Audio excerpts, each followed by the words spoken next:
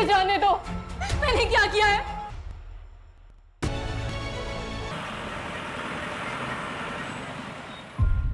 अरे और कितनी बार समझाऊंगा, सारे पैसे बैंक में नहीं जाने हैं। 20% पैसा बैंक में और बाकी का घर भेजना है, समझा? एक काम कर, तू इधर ही आ जा। मैंने 2 बंडल बना दिए हैं, सुबह बैंक में डाल देंगे।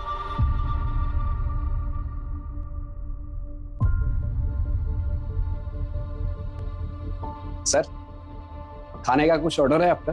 क्योंकि 5 मिनट में किचन क्लोज हो रहा है। मैं किसी का वेट कर रहा था। ड्रिंक्स तो मिलेगा ना? हाँ सर, वो मिलेगा।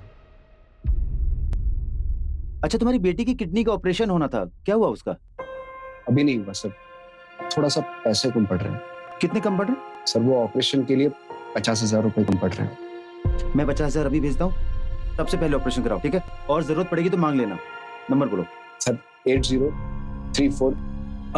चेक करना पैसे आए।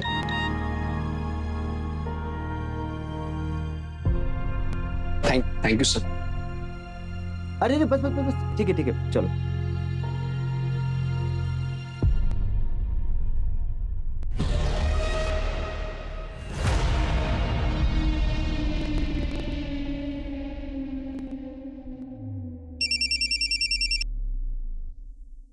हेलो, बिजी हैं आप?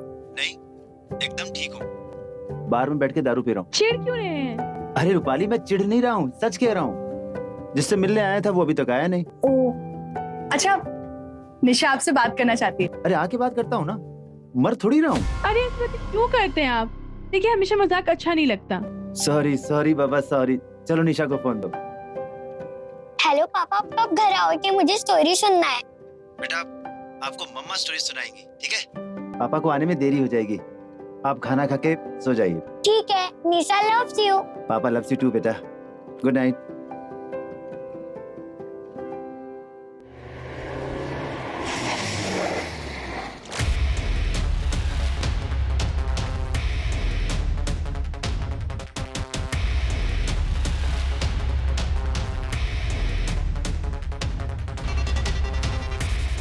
चले आवाज नहीं क्या रे? तेरे को समझाया तो तेरे को समझ में नहीं आया? पहचाना मेरे को? शेखर नागरे। फोन किया तो समझ में नहीं आया ना? हाँ? पैसे की थैली निकाल, पैसे की थैली निकाल, चल थैली निकाल, जल्दी जल्दी जल्दी। दूसरी थैली भी निकाल, दूसरी थैली भी निकाल, जल्दी निकल।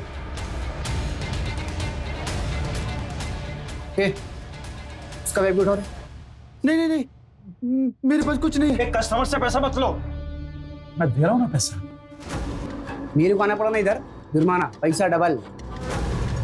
कस्टमर सेटिस्फेक्शन के बारे में तेरे को पहला सोचना मांगता था, लेट हो गया रे तू।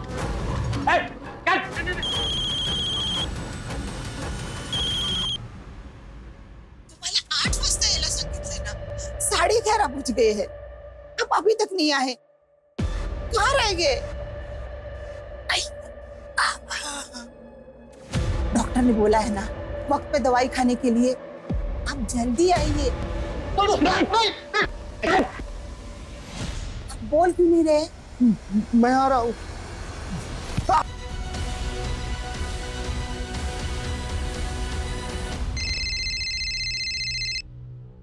हेलो,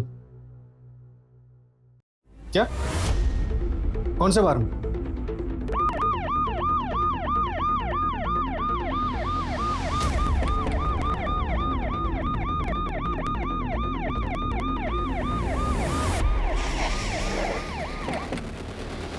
सर, मैंने फोन किया था। सर, मैं दारू लेने आया था तो अंदर से चिकन चिल्लाने की आवाज आ रही थी, जैसे कोई किसको जान से मारने की कोशिश कर रहा है। क्या? तुम ही रुको, चलो सर आओ।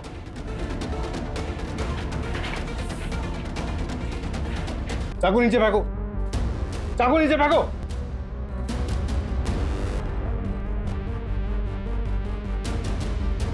और चल।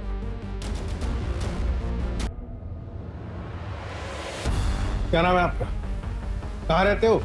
अरे क्या नाम है? बैठो, बैठ जाओ।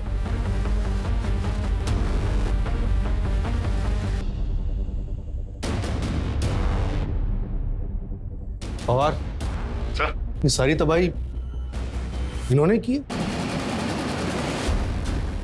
कैसे?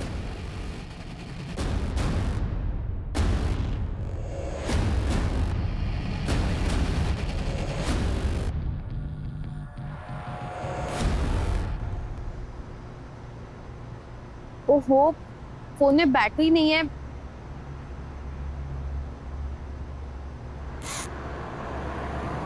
कैश भी नहीं है। लिफ्ट ले लेती हूँ। Left left left left.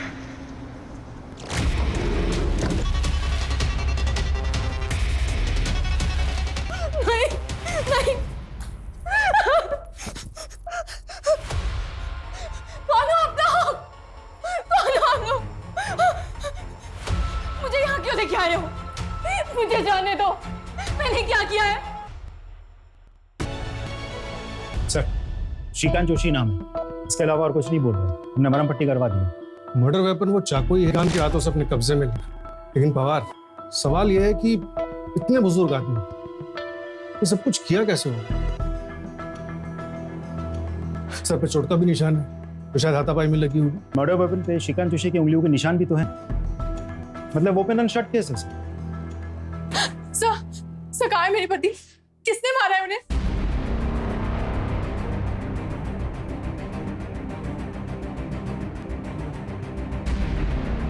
क्या आप बता सकते हैं कि आपके पति उस बार में इतने पैसों के साथ क्या कर रहे थे? सर वो किसी से बिजनेस इन्वेस्टमेंट के लिए मीटिंग करने गए थे, पर किसने मारा है उन्हें और आप लोग पकड़ क्यों नहीं रहे उन्हें? देखिए, फिलहाल हमारी कस्टडी में एक सस्पेक्ट है, लेकिन इन्वेस्टिगेशन के बाद ही हम बता सकते हैं कि वो इस सब में शामिल है। थोड़े बुजुर्ग हैं, लेकिन उनके हाथ में मर्डर वेपन था। सर बुजुर्ग है? सर उसी ने मारा होगा विवेक को, क्योंकि विवेक को किसी बुजुर्ग ने कॉल किया था, लड़ाई भी होनी थी विवेक से उसकी। ये तो मेरी शराफत है कि डील फाइनल होने के बाद भी आपके एज और एक्सपीरियंस का लिहाज करके मैंने 20 की जगह 30% दिया आपको, और अब आप 40% की मांग कर रहे हैं। नहीं, 70% से कम में मैं नहीं रुक सकता हूँ। ऐसा करते हैं, आज मिलते हैं और सब कुछ फाइनल कर लेते हैं। ये रोज रोज का किस मुझे नहीं चाहिए।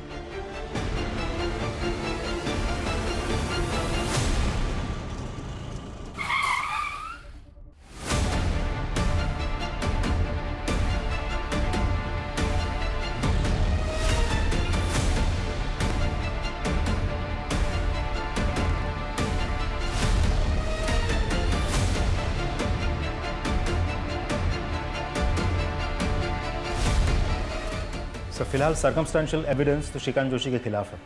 मर्डर वेपन पे उंगलियों के निशान भी है, और अब तो विक्टिम की वाइफ भी डायरेक्ट एलिगेशन लगा रही है। ठीक है, मजिस्ट्रेट कोर्ट में पेशी करो और पुलिस कस्टडी के लिए रिक्वेस्ट करो। सर साहब,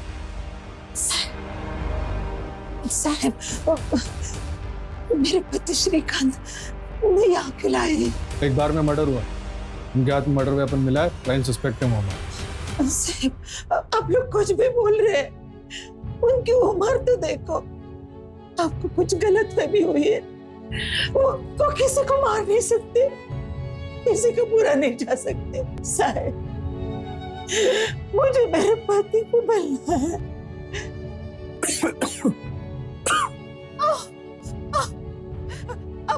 अब ठीक तो है।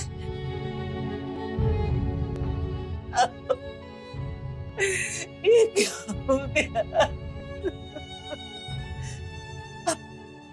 अब चिंता मत करिए, मैं हूं ना। मैं अभी इस वकील के पास जाती हूँ। तुमने कुछ खाया? दवा टाइम पे ले लें।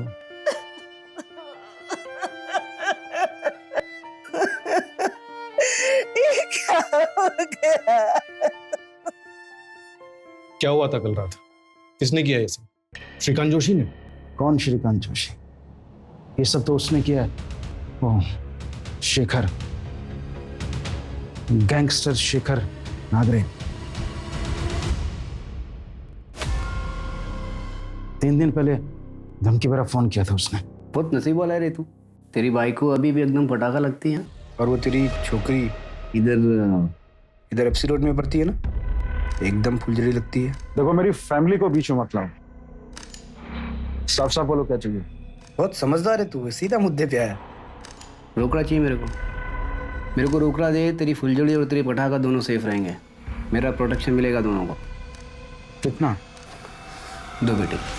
2 पेटी? अबे एड़े, 2 बेटी मतलब तुम 3 लोग हैं ना, तो 2 2 2 6 हुआ। अबे लोड मत ले तू, राउंड फिगर 5 कर दे चल। कह रहे रमन, तेरे को लगा खोखली धमकी दे रहे मैं तेरे को? चल दोनों थैली निकाल पैसे की। ऐसा क्या कर रहा है? 20 पेटी उठाने में तेरे बाइकों के कमर लचक जाएंगी, मोच आएगा उसको, उसका बोझ हल्का करो पागल। निकल चल निकल।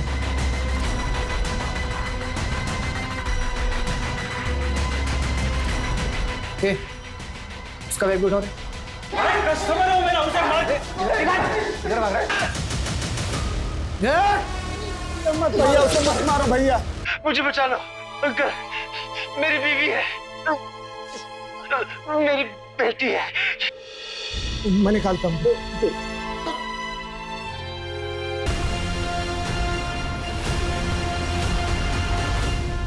उसने 20 लाख मांगे और तुम्हारे पास 20 लाख ही थे।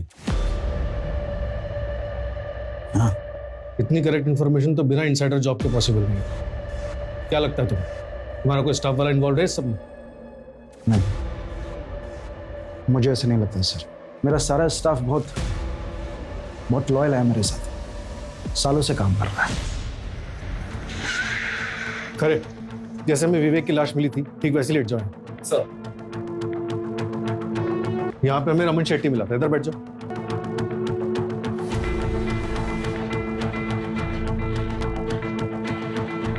रमन शेट्टी का लाइन ऑफ विजन क्लियर नहीं है, वो नहीं देख पाया होगा क्या हुआ। सर मुझे तो लगता है ये सब कुछ श्रीकांत जोशी ने किया होगा, क्योंकि रमन शेट्टी इंजर्ड था, ठीक से समझ नहीं पाया होगा। चलो मान लिया रमन ठीक से समझ नहीं पाया, लेकिन पवार, श्रीकांत जोशी की उम्र देखो, उसकी हालत देखो, तुम्हें लगता है उसने किया होगा? जैसे आपको लग रहा है कि वो बूढ़े आदमी है, बुजुर्ग है, इस एज में इतना सब कुछ कैसे कर पाएंगे, एग्जैक्टली उसी थॉट प्रोसेस से रमन शेट्टी ने भी क्राइम सीन को जज किया होगा। और वैसे भी गैंगस्टर्स तो पहुंच गए थे, तो श्रीकांत जोशी को मदद मिल गई थी। एक मिनट, सीमा इधर, यहाँ वो वेटर अतुल मिला, इधर बैठो। उसने देखा होगा क्या हुआ, उसे होश आया? अभी तक तो नहीं सर। ये 20 रैंडम नंबर्स है जिनसे शेट्टी को कॉल्स आते थे।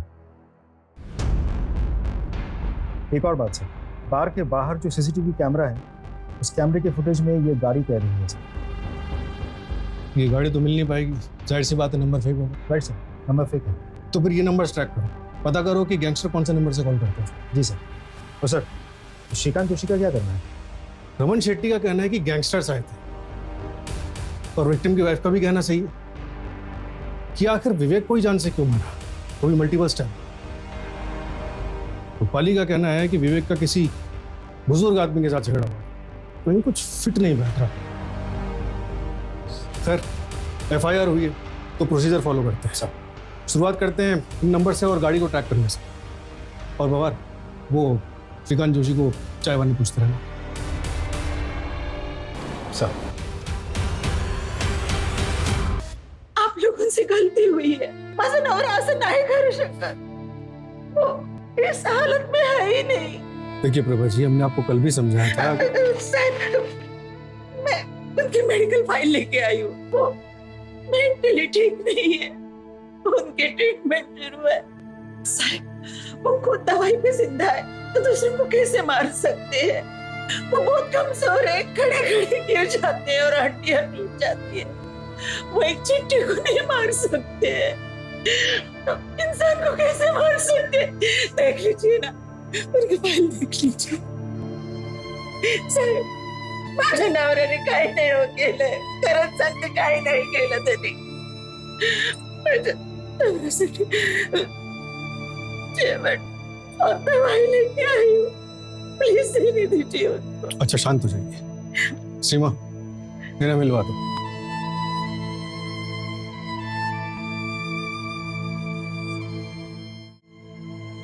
आप भी कहिए ना, आप भी कहिए।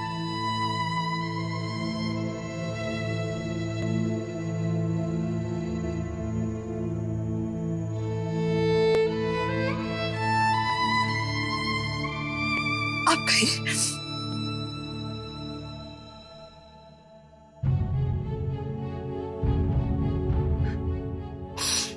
बाबा मैंने कुछ नहीं किया,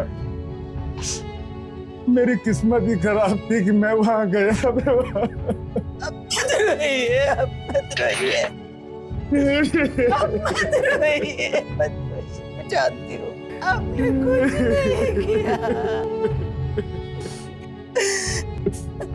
आपको दवाई भी तो लेनी है। कल रात को भी आपने दवाई नहीं खाई।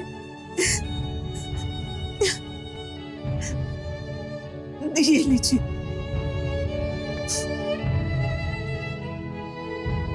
दवाई लीजिए।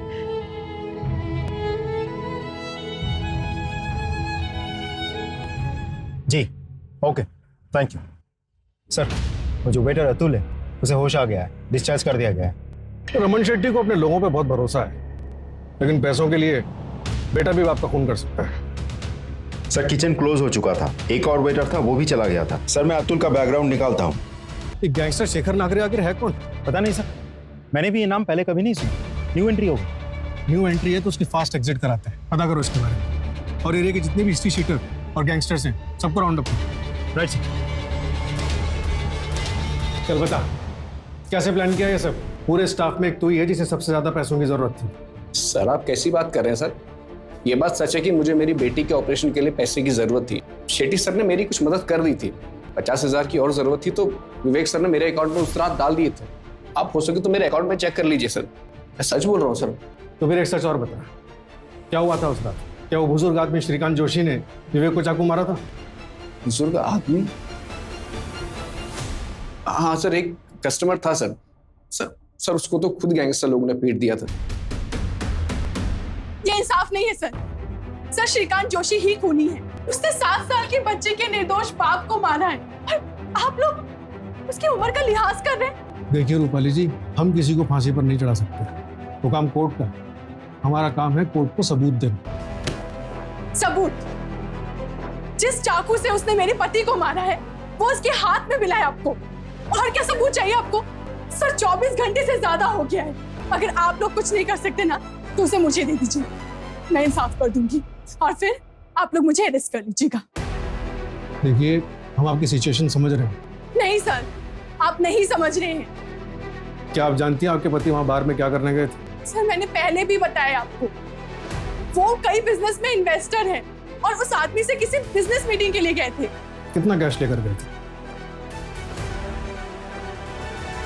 पवार, वो विवेक के पार्टनर के बारे में कोई अपडेट? सर कंफर्म तो कुछ पता नहीं चला, लेकिन कॉल डिटेल से एक नंबर मिला है। मिकी सिंह का है, दिल्ली से है। और हमारी इंफॉर्मेशन के मुताबिक इस मिकी सिंह की एज है अराउंड 67 ईयर्स, और उन्हें बहुत अच्छे से पता था कि विवेक कैश लेके उनसे मिलने आ रहे हैं, वो भी पूरे 15 लाख, जैसे कि रूपाली ने बताया था। मतलब रमन शेट्टी के 20 और ये 15, यानी क्रिमिनल्स पूरे 35 लाख लेकर भागे क्राइम सीन से। लेकिन सर मुझे ये समझ में नहीं आ रहा है कि क्राइम हुआ क्यों। हमें टारगेट पे कौन था, रमन शेट्टी या विवेक?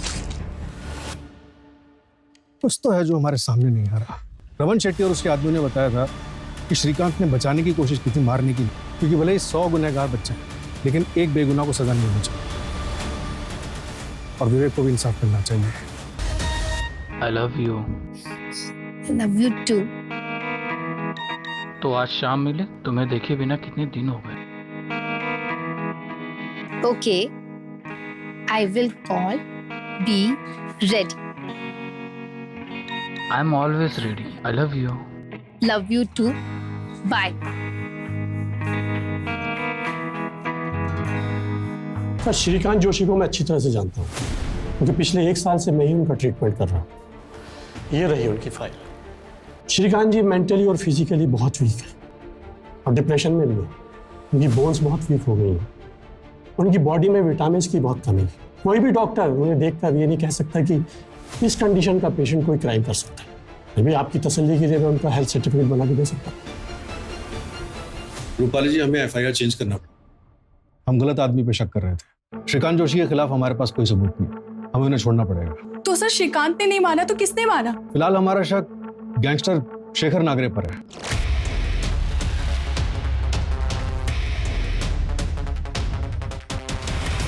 और वो ओल्ड मैन जिससे मेरे पति बिजनेस के लिए मिलने गए थे? वो कोई मिक्की सिंह है, दिल्ली का रहने वाला है।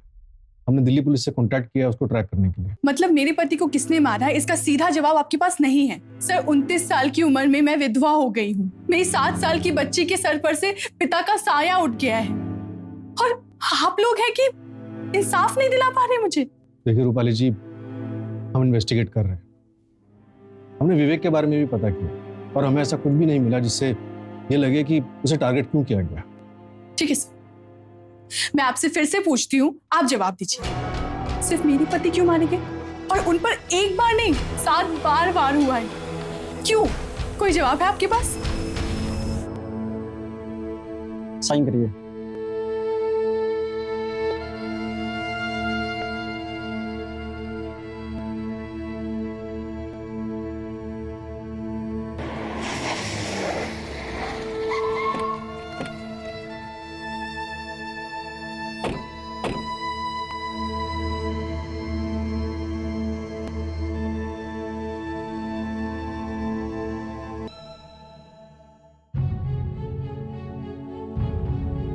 मुझे बचा लो अंकल, मेरी बीवी है, मेरी बेटी है।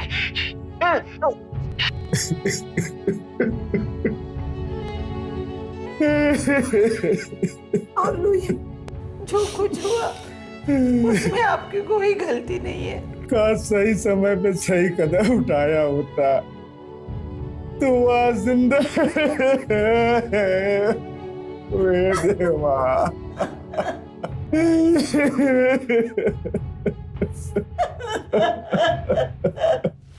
नमस्कार साहब। कौन बोल रहा है? बस क्या साहब, जिसको तुम ढूंढ रहे हो सामने से फोन किया तो पहचानते नहीं क्या? शेखर नागरे। हाँ, तो अभी एक मुद्दे की बात सुनो साहब। मेरा पीछा करना बंद कर दो, मैं तुम्हारे हाथ नहीं आने का। और अगर तुमको पकड़ना ही है ना तो शेट्टी के पीछे जाओ।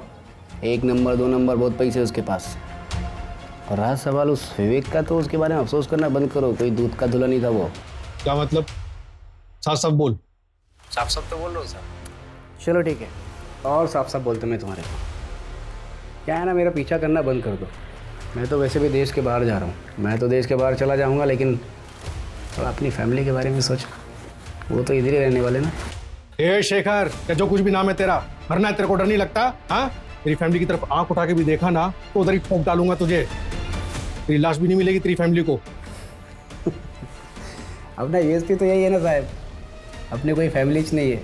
और वैसे भी फैमिली ना कमजोरी होती है, पर तुम अपनी फैमिली के बारे में सोचना। हाँ, सर पता नहीं दिलेर है या बेवकूफ। बेवकूफ है। दिलेर होता तो हमारी जगह पर होता। नंबर ट्रैक पे डालो उसको। सर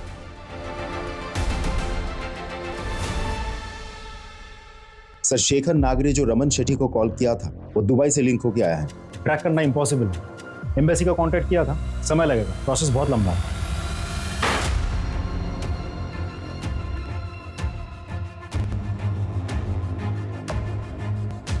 कदम सर, ये विवेक आप्टे मर्डर केस की फाइल है। इसे बाकी के कोल्ड केसेस के फाइल के साथ रख दो। Cold case? हाँ, क्या कर सकते हैं जब तक गैंगस्टर शेखर नागरे पकड़ा नहीं जाता। Sir,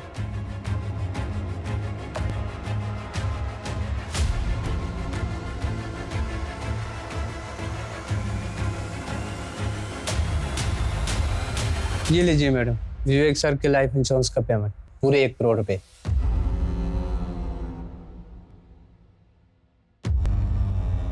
thank you. Welcome.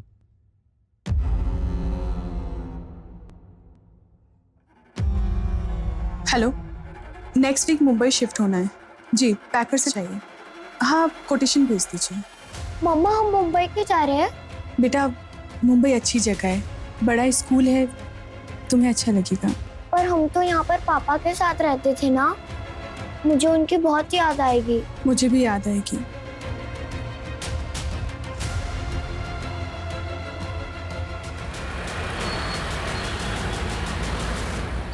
Sir, 6 महीने पहले विवेक आप्टे मर्डर केस याद है आपको, जो रमन शेट्टी बार एंड रेस्टोरेंट में हुआ था? कैसे बोल सकता हूँ, मेरे करियर का इकलौता अनसॉल्व केस है वो। लेकिन सर वो दूसरे शहर में शिफ्ट हो गए जहां से एग्जैक्टली वो बिलोंग करते थे। कौन सा शहर? सर मैंने नागपुर में पता किया है तो सबके बीच कनेक्शन मिला है।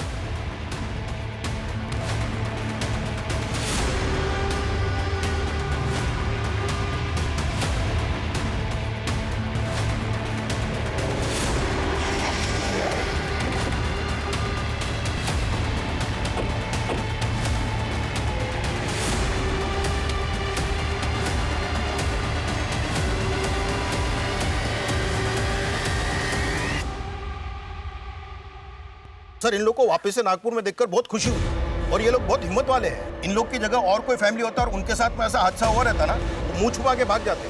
नागपुर में कभी नहीं आते वापस आप। हादसा?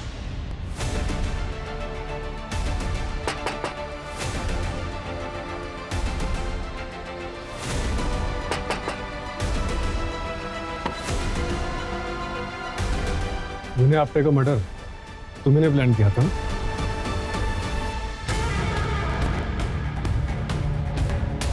अटरे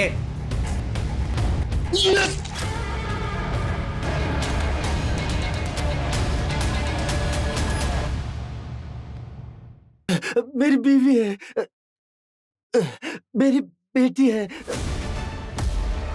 बार का ओनर रमन शेट्टी तुम्हारा पुराना दोस्त है, वो भी यही नागपुर का। बार का वेटर अतुल जोशी तुम्हारा भतीजा है, दोनों हमारी हिरासत में। और विवेक को जो इंटरनेट कॉल किया गया था वो आपने किया था। ठीक है, आज रात में मिलते हैं सेट्टी बार में पैसों के साथ।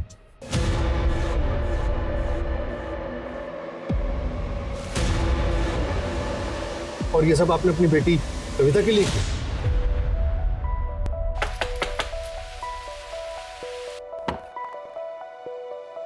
पापा,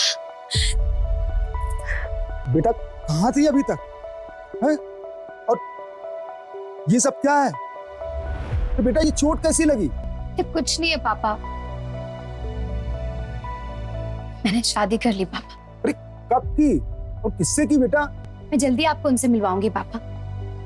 माँ, कविता, कहाँ थी इतनी दिन? क्या कर रही थी? शादी कर ली तूने?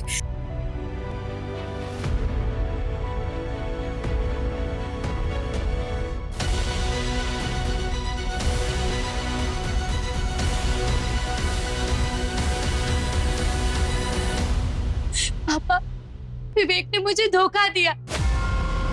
पहले उसने मेरे साथ गलत काम किया। क्या गलत काम किया बेटा? रमन शेट्टी मेरा दोस्त है, उसने मेरा साथ दिया क्योंकि कविता को वो अपनी बेटी मानता था। और वो गैंगस्टर शेखर नागरा, वो कौन है? उसका असली नाम तरुण है, मेरे ही मोहल्ले में रहता है, मेरा पड़ोसी है। कविता उसको राखी बांधती थी।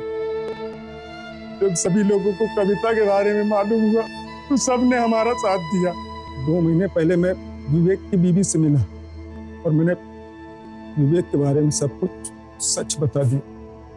साहब, विवेक को ढूंढने में और प्लान करने में पूरे 2 साल लगे। क्या मिला आपको ये सब कुछ करके? मैंने अपनी कविता को इन्हें हाथों से फूल जैसे पाला है साहब। कोई भी आएगा और हमारी बेटी से खेल के चला जाएगा। नहीं साहब, मुझे गिरफ्तार कर लीजिए साहब। प्रभा, हमारी बेटी कविता को इंसाफ मिल गया।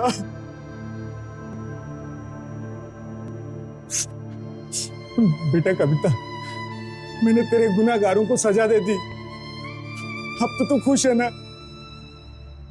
ये कहानी थी अक्यूज्ड विवेक की, जो मरने के बाद भी समाज की नजरों में विक्टिम बना रहा। ये कहानी थी विक्टिम कविता की, जिसने ना सिर्फ अपने बलात्कारी को माफ किया बल्कि आंख मूंदकर दोबारा ऐसा फैसला लिया जिसके चलते उसे अपनी जान गंवानी पड़ी।